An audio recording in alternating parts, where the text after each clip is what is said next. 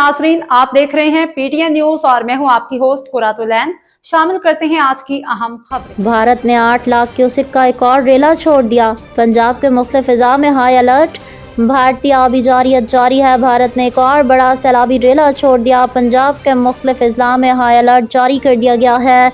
ज़राए के मुताबिक दरिया चनाब से मुल्हिका इलाकों को मज़ीद ख़तरा बढ़ गया है। 8 लाख क्यूसेक पानी का बड़ा सैलाबी रेला सलाल डैम से छोड़ा गया है। भारत ने सलाल डैम के सारे गेट खोल दिए हैं। भारत से आने वाले सैलाबी रेला 2 रोज़ बाद एडमराला पहुँच जाएगा।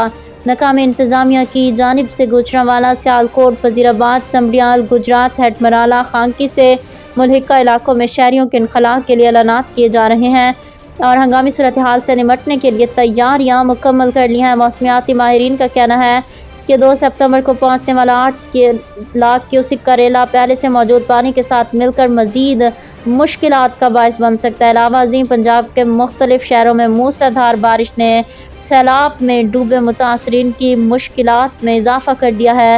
मुतादिद इलाके बिजली से महरूम हो गए हैं। रावी, चनाब और सतलुज में ऊंचे दर्जे का सैलाब बरकरार है, जिससे पानी झंग, मुल्तान, चिचावतनी और विहाड़ी में तबाही मचाने लगा है। TDMA के डायरेक्टर जनरल इरफान काठिया ने कहा है कि इस वक्त पंजाब से तारीख का सबसे बड़ा सैलाबी रेला गुजर रहा है, जिससे अगले 24 घंटों में मुल्तान और खानेवाल समेत मुख्तलिफ अजला के मुतासर होने का खदशा है।